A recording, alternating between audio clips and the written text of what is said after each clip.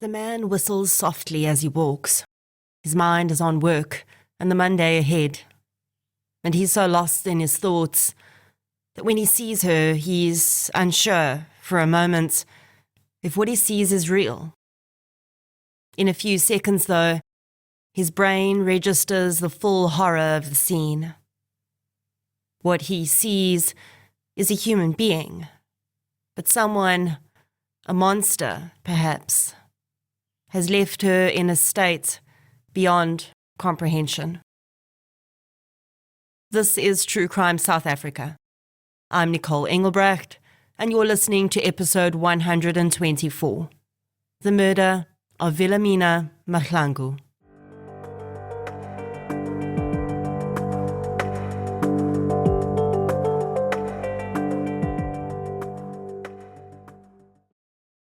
This episode is sponsored by AdBot. Running this podcast is time-consuming. And, well, it's just me trying to get it all done. To keep True Crime South Africa up there as a chart-topping podcast, I can't afford to spend time managing my own online marketing campaigns like Google and Bing. Thankfully, there's AdBot. AdBot manages your Google and Bing ads, optimizing them around the clock. All you need to do is choose your monthly budget and let AdBot do the rest. If you're a fellow one-person team like me, visit myadbot.com to sign up and enjoy 3 months free. Use promo code TRUECRIME at checkout. A huge thank you to AdBot for sponsoring this episode. Since 2019, True Crime South Africa has been telling the stories of the victims of violent crime in South Africa. The podcast is independent. That means no big or even little corporates fund it. And that's just the way I like it. And it's the only independent podcast in South Africa that consistently charts in the top 10. Keeping a podcast like this going is time-consuming. And for the most part, it remains a one-woman process. It's me. I'm the one woman. You, yes you, are the reason this podcast continues to flourish and help bring in tips on missing person and cold cases. If you'd like to help keep the show running, please consider supporting our sponsors, signing up to Patreon or PayPal, follow the show on the socials, as the kids say, and share it with your fellow partners in crime. You can find our social links and learn more about our sponsors at True Crime South Africa/donate. Shout out to this week's Patreon and PayPal superstars. A huge thank you goes out to Hanley Garrott, Samantha Ruinen, Fani LaRue, Andrea Fisher-Collett, Carney Ogilvie, Vilmarie Saliers, Janita Pretorius, Lizette Chamberlain, Janice Liebowitz, Arnold Langenhoven, Shimone Mann, Kristen Minnis, Matebe Mhlongo, Deirdrich, Inga, Liesel Phillips, Kerry Falconer, Andrea Ferreira, and Charisse for your support on Patreon. Thank you so much, everyone. Patreon supporters get one additional exclusive episode a month, a shout-out on the pod, and other exclusive content, including Q&As with me as and when it's available. It's a minimum of $1 a month. I think you should do it. Please. And thank you. Keba. I first heard about today's case when I was helping a documentary crew to research a few South African crimes for a series they were making. And I don't think I would have ever heard about it otherwise. There are a grand total of 0 articles about it, and I will acknowledge it happened in 2003, so perhaps that accounts for no online footprint for the case. I am grateful, though, to be able to tell the story.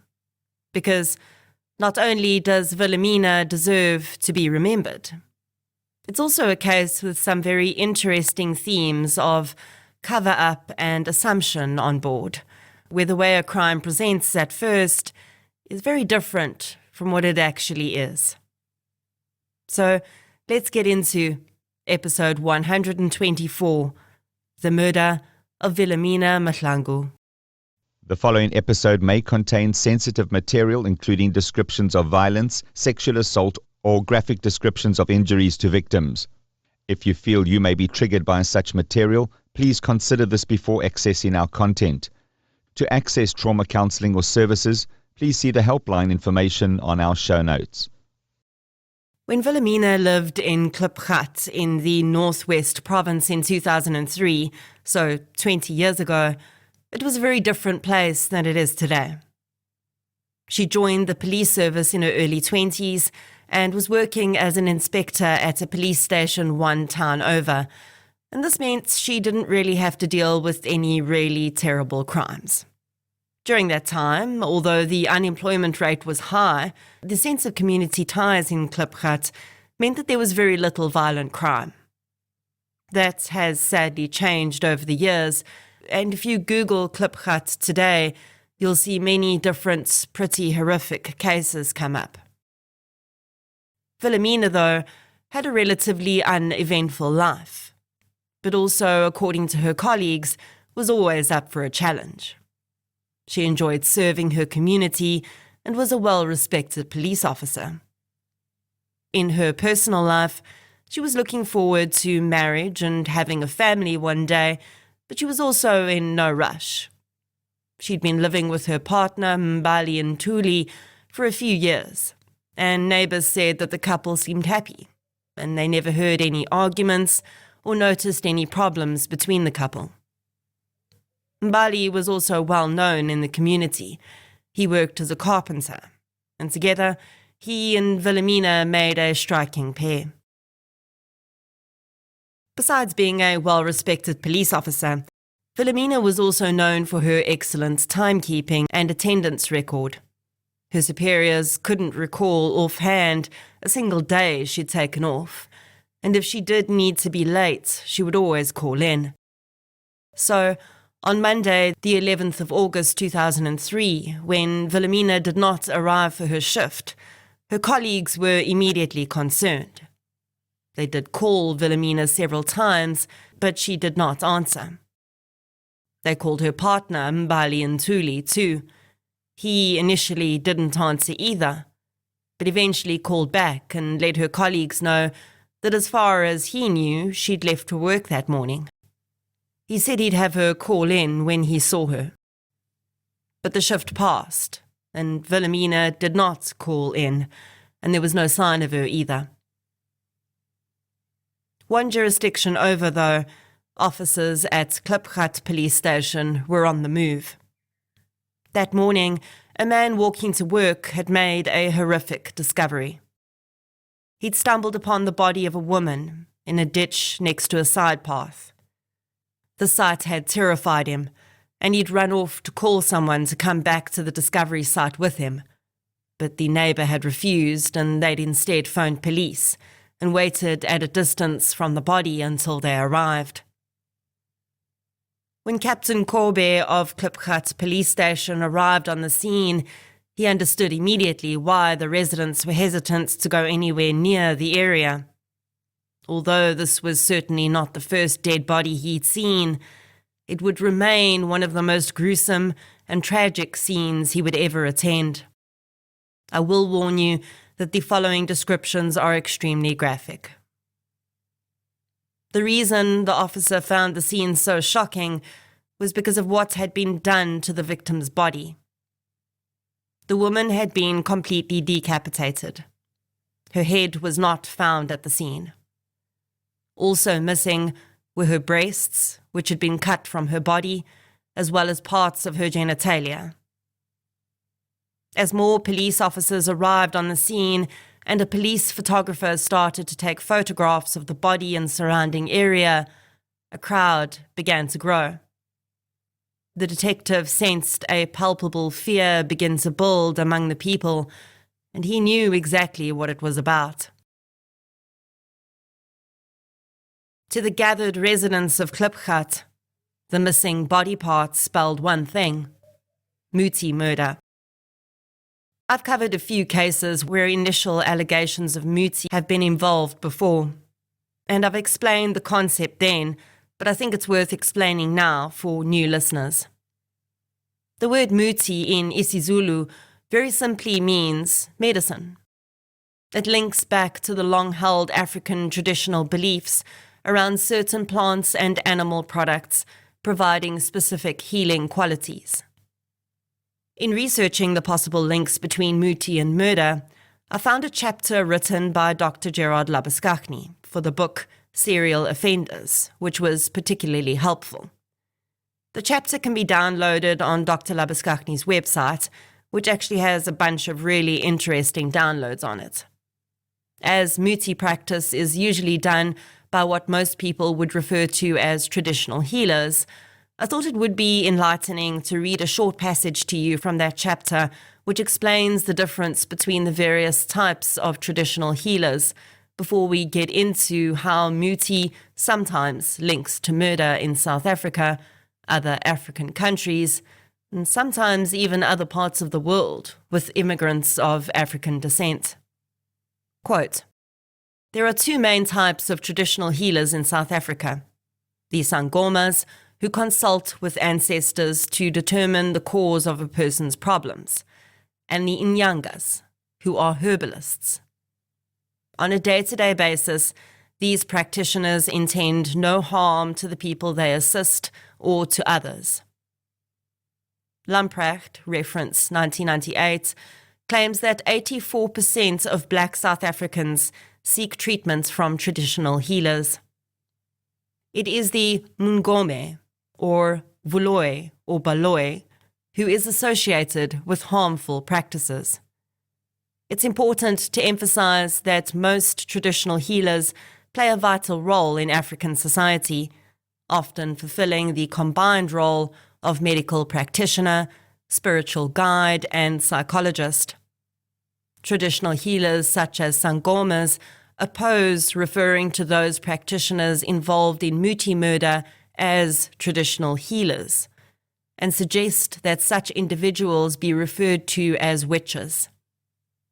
Traditional healers state that their form of assistance is aimed at helping people, whereas those who use their skills to bring harm to others, such as wanting someone dead, or who directly harm others in executing their duties, as in muti murder, should not be classified under the same term, traditional healer. End quote.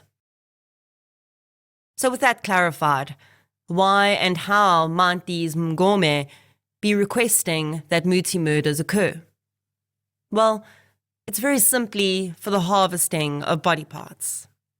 It is believed that certain body parts will assist in making strong muti that will help with various things, including attracting financial and business success and enhancing sexual prowess.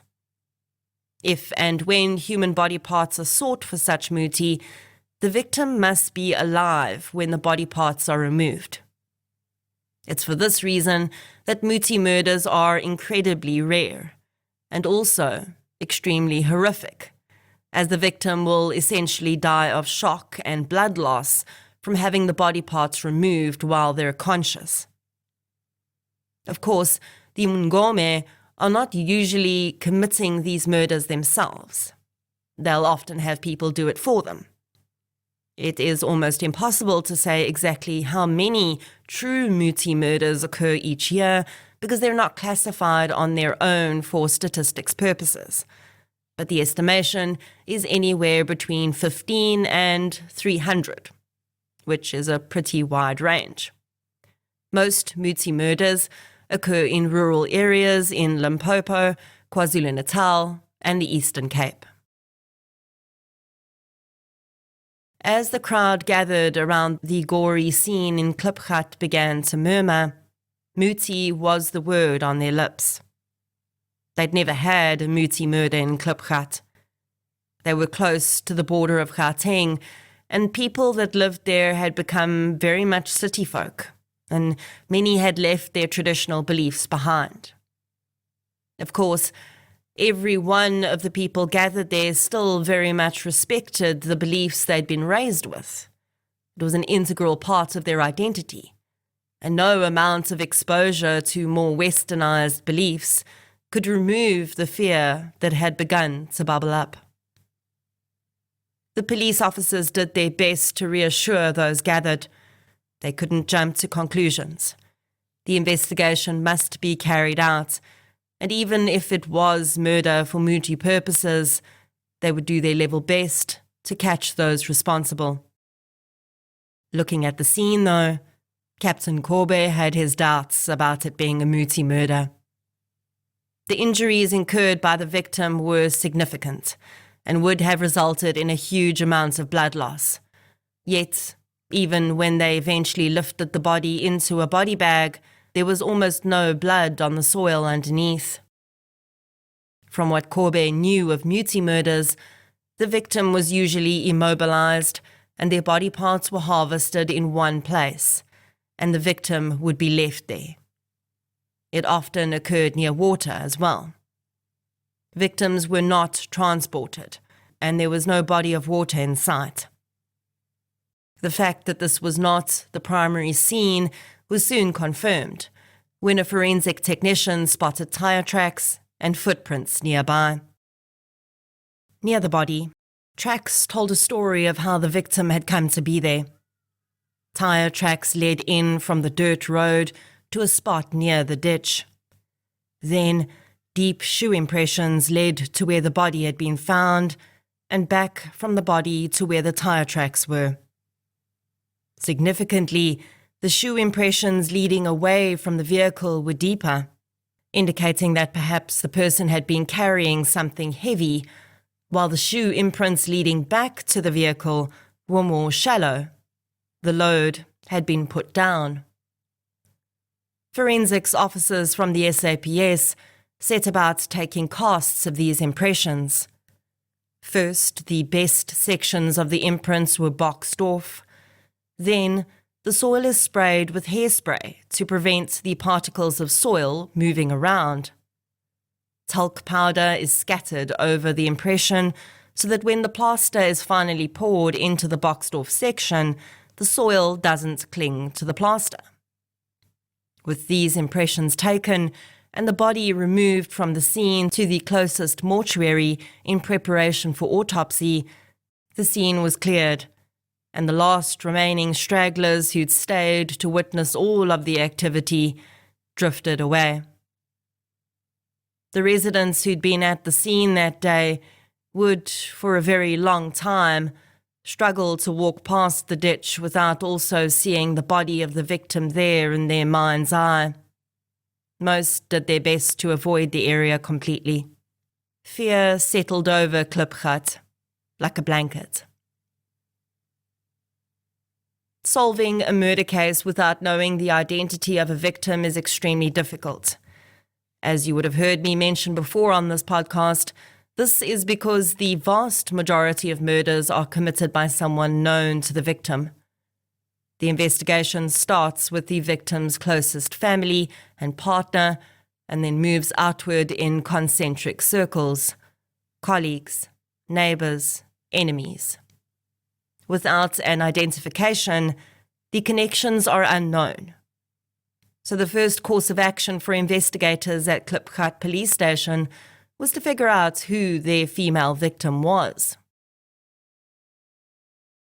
As soon as the investigating officer arrived back at the office, he started calling surrounding police stations to ask if they had any missing persons reports for adult black females. None had any that Monday. There were very few missing males and one missing child from a far-off station, but no females. The IO knew that during the autopsy, fingerprints would be taken from the victim. These could be submitted to Home Affairs to determine whether they had a match in their system. The only other option was that someone would come forward in the interim to report their loved one missing. The press would be the last option. If no one came forward to claim the victim in the next 48 hours, the police press office would ask local newspapers to print an article about the murder. The victim's family may read the article and come forward. When he contacted the local police stations, he asked them to let him know if anyone came to their stations with missing person reports. By the afternoon of Monday the 11th, Wilhemina Mahlangu's colleagues were extremely concerned. They'd had no choice but to continue on with their shifts for the day, but by the time one of the officers who was closest to Wilhemina returned to the office to complete her shift, she received some news that disturbed her. The officer on telephone duty that day had told her that the body of a female had been found in Klipgat. The woman's blood turned to ice. Wilhemina lived in Klipgat. Springing into action, she got the number of the I.O. from the desk sergeant and within minutes was on the phone with him. Could she come and view the body, she asked. The I.O. explained as carefully as he could that there would be no way to visually identify the victim from facial features. Wilhemina's colleague then said that her friend had had a scar on her leg, which she would be able to identify. The I.O. agreed to have the woman come out to the mortuary. The woman and a fellow colleague started the 45-minute drive out to the mortuary where the unidentified victim's body was being held, and despite the terrible condition of the body, the minute she saw the scar on the victim's leg, she knew it was her friend and colleague, Wilhemina Mahlangu. In photographs of Wilhemina in her SAPS dress uniform, which consisted of a skirt, the scar was also clearly visible. With this initial identification, police were able to do a direct comparison of fingerprints taken from the body to fingerprints held on Wilhemina's staff file. It was far quicker than waiting for a match from Home Affairs, and by the morning of Tuesday the 12th, it was confirmed. The unidentified body was indeed that of Inspector Wilhemina Mahlangu. Wilhemina's colleagues, friends and family were shocked. The young woman's horrific death was not something anyone could have seen coming, and her colleagues at the station she worked at were, in a way, grateful that they were not tasked with investigating her murder, but also insistent to their fellow officers at Klipgat that they would do anything they could to assist. They had to find the person who'd done this terrible thing to their friend. As soon as Wilhemina was identified, the investigation could begin in earnest. The autopsy on her body was conducted while the I.O. began other routes of investigation, and the pathologist called him with his findings early on Tuesday morning. The Mutsi murder theory could be discarded. Wilhemina had been shot 5 times. 4 of the bullets had exited her body, and 1 had remained behind, which was collected for possible comparison to any weapon which may be recovered. Another finding that proved that Wilhemina had not been killed for Muti purposes was that the decapitation and removal of her other body parts had happened post-mortem. Police now knew that they were dealing with someone who had shot the woman to death and then tried to set up the scene to divert the investigation in a different direction. Several different routes of investigation would happen at once in these early hours. First, investigators attempted to make contact with Wilhemina's live-in partner, Mbali Ntuli. The man was not answering his phone, though, and although a death notification had been made to Wilhemina's closest family members, the man, as her longtime partner, also needed to be notified, and he may well have important information, so talking to him was vital. Simultaneously, officers had arrived at Wilhemina's home and gained access. Ntuli was not there either, but as the property was part of a murder investigation and legally belonged to Wilhemina, they began to search the house for evidence. The first thing police noticed was the distinct odor of cleaning detergent in the home. The kitchen and dining room were sparkling clean, and the smell of detergent continued on into the tiled hallway of the home. Nothing was out of place, and there didn't appear to have been any struggles within the home. Regardless, police went from room to room. Forensics would come in after them, but once they reached the main bedroom, all thoughts that nothing of evidentiary value was in the home were pushed aside. The bed was made, and the sheets were clean, but when the sheet was pulled back to reveal the mattress, they found several holes that appeared to have been made by bullets, as well as bloodstains. But the most pertinent discovery of all was made in the walk-in closet of the bedroom. There, on the floor between Wilhemina's shoes, was a pillowcase, soaked in blood. Inside, police made a horrific discovery. The pillowcase contained Wilhemina's severed head. In addition to this, in a pile of laundry, police found 2 guns. One would be identified as Wilhemina's service pistol, and the other was registered to Mbali Ntuli. After the gruesome discovery, forensics teams scoured the house for hours. They found blood in multiple areas in the bedroom and on the tiles in the hallway, as well as a few other areas in the house. All the blood would be matched back to Wilhemina. The blood had clearly been cleaned up by someone who had access to the house long after the murder had taken place. While all of this was unfolding, Mbali Ntuli's vehicle was spotted on a road near Klipgat. Police officers flagged him down, surrounded his vehicle, and took him into custody for questioning. It would not take much time for Mbali Ntuli to admit his involvement in Wilhemina's murder under the heat of questioning. He claimed, though, that he'd had no choice and that he'd killed Wilhemina in self-defense. Ntuli claimed that he and Wilhemina had been arguing a lot in the past few months, as he believed that she was cheating on him.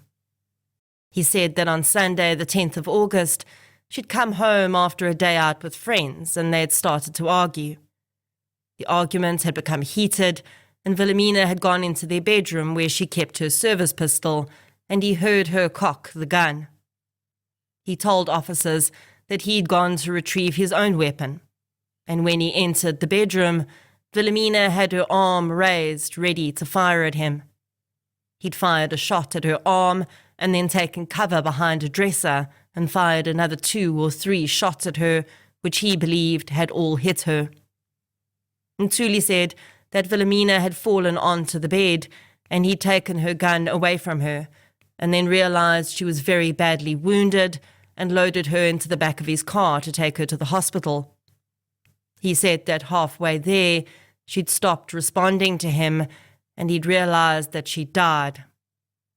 He'd panicked and pulled over and dumped her body into the ditch where they'd found her, and then he'd gone home. He said that when he got home, though, he'd realized that he was going to be in big trouble, and that police would definitely see him as a suspect, so he'd gone back to Wilhemina's body and decapitated and mutilated her to make it look like a muti murder. Ntuli was undoubtedly hoping that a self-defense claim would work to get him less jail time, but police were not buying it.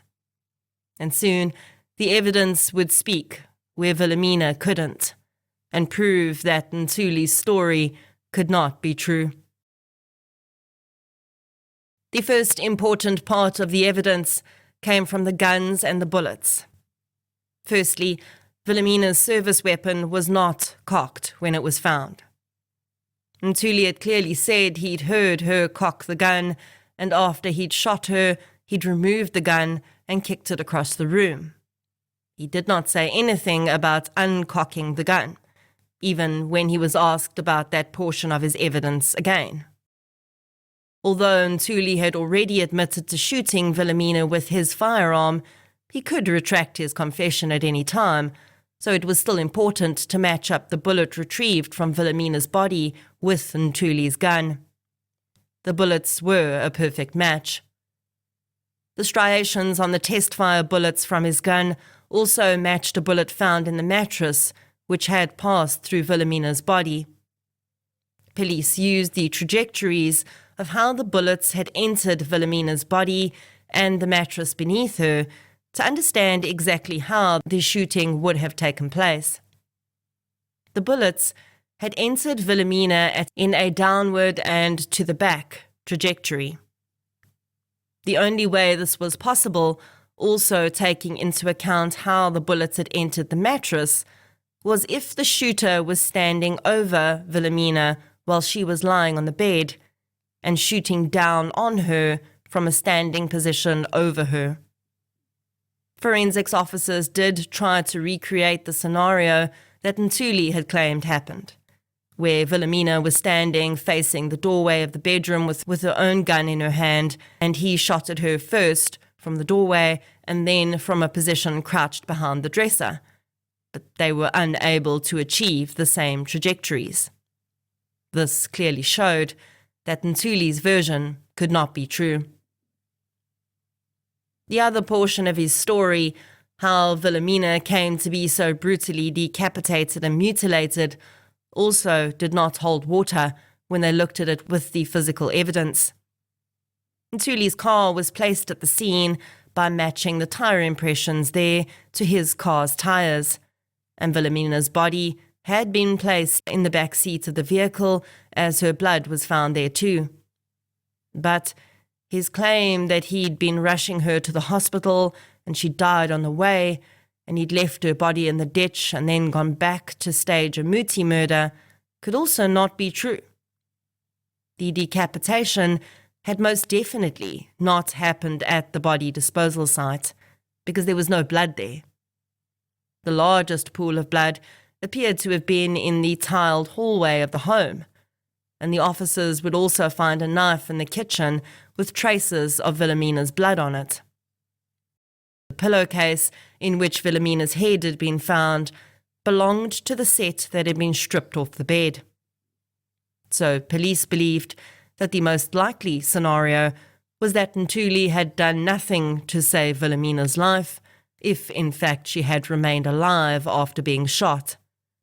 Rather, he'd either waited for her to die, or she'd succumbed very quickly to the gunshot wounds, and then Ntuli had performed the mutilations to her body in the home, likely on the tiled floor in the hallway where he believed he could more easily clean up the blood. He then loaded Wilhemina's body into his car, put her in the ditch, and come back to the house.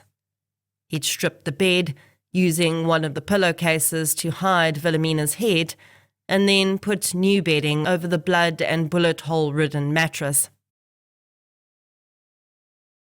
Police did believe that Wilhemina and Ntuli had argued that night about her going out with friends, because it appeared that he'd started to become increasingly controlling. They believed that Wilhemina had tried to end the argument by going into the bedroom to get ready for bed, but Ntuli was not finished, and he'd followed her in there. The autopsy would show that Wilhemina had been moving around on the bed while she was being shot, so it's very likely that she'd either already laid down to go to sleep, or Ntuli had pushed her onto the bed before opening fire on her. Although the murder did not appear to be premeditated, it certainly was not self-defense. And Ntuli had lied about when he said he decided to mutilate Wilhemina, indicating that he'd been far more clear-headed after the murder than he'd claimed. Mbali Ntuli was charged with the murder of Wilhemina Mahlangu, as well as the physical violation of a corpse. In court, he continued to claim that he'd acted in self-defense, despite the physical evidence pointing away from that probability. The judge did not accept his version, and did accept the state's version that the killing was intentional, although not premeditated, and that he had mutilated Wilhemina in an attempt to throw police off his tracks. Now, I will admit that the sentence in this case surprised me, and without having access to the judgment, It's difficult to know exactly why this sentence was passed down, but we do seem to go through waves of sentencing trends if you look back across history. And when Ntuli was sentenced in 2004, there certainly were other similar cases that also received similar sentences. Ntuli was sentenced to 20 years effective imprisonment. Now we know that means he's likely already come up for parole in the interim, and if he was not already granted parole, by next year he will have served his entire sentence and will be a free man if he is still alive. I can find absolutely no mention anywhere of his current status. Wilhemina's friends, family and colleagues were shocked when they discovered that Ntuli had been behind her murder. Although in intimate partner murders, we so often see a pattern of behavior building up before the murder is committed, here it appears that things escalated from emotional abuse and controlling behavior to deadly consequences extremely quickly. Of course, there's no way for us to know whether things were worse than they seemed and Wilhemina was just hiding it really well. That's entirely possible. But there seemed no indication that Ntuli had been physically abusive to her before. And I think these types of cases are important to talk about, because we don't want to get into a pattern of thinking that escalation to violence always occurs through certain steps. It's not always the case that an abusive relationship will escalate from emotional to physical abuse, and then only is it truly dangerous. Just as emotional abuse can be as damaging as physical abuse, it can also be as big a red flag to the impending possibility of escalation. Really, it all comes down to control. And it's clear that his was becoming an increasing issue for Ntuli. Wilhemina was a strong, independent woman. She did not rely on Ntuli for housing or money, and although for a healthy partner, these would all be positive attributes because the person is choosing to be with you and not needing to be with you, when you're dealing with an abusive or emotionally dysfunctional person, these positive attributes become negatives, further wounds to their already wounded psyche. For me, the fact that Ntuli was able to do such horrific things to Wilhemina's body speaks to both a deep rage and also complete disrespect for her. After he had shot her, he was not horrified at what he'd done or desperate to try and save her. His instinct to protect himself immediately kicked in, and he spent significant time mutilating the body of the woman he claimed to have loved. Decapitation is not an easy thing to do. Most offenders do not complete the task because it is exhausting. Carrying such an act out with a kitchen knife would be even more difficult. And honestly, this is one of the things that makes the relatively short sentence that Ntuli got even more concerning to me. He didn't shoot her and run from the house yelling for help. He carried out this absolutely heinous act afterwards. I also can't help but wonder if there was a psychological element to him having mutilated her breasts and genitals, if he really did suspect her of having an affair. He claimed he did that simply because he thought those were the most common parts that were removed when a muti murder is committed. I don't know so much. Either way, Wilhemina did not, for a single minute, deserve how she was brutally killed and how she was treated after her death. The terror she must have experienced in her last moments as she watched her long-term partner suddenly loom over her and begin firing must have been horrendous. She remains a fond memory in the minds of her colleagues and friends. Those who were left behind had to find some way to move forward without their friend, and the hard-working police officer who they'd so admired. The community of Klipgat would not be the same after this brutal murder either. Wilhemina was a well-loved resident, and even though it would be proven that her murder was not rooted in Muti, the cloud of fear that settled over Klipgat did not really lift too much on that realization, because it became clear that what had really happened had almost been worse. Wilhemina had not been set upon by strangers seeking to harvest her body parts. She'd been gunned down in what should have been the safety of her own home, and then horrifically mutilated, not by a phantom moving in the night, but by the man she trusted and loved. Wilhemina Mahlangu, rest gently.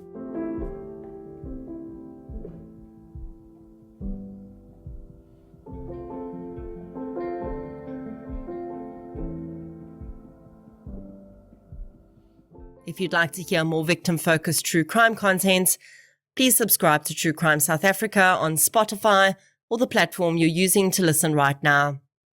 If you're looking for something still related to real-life stories, but often with a more positive slant, you can check out my new podcast series, I Lived Through This.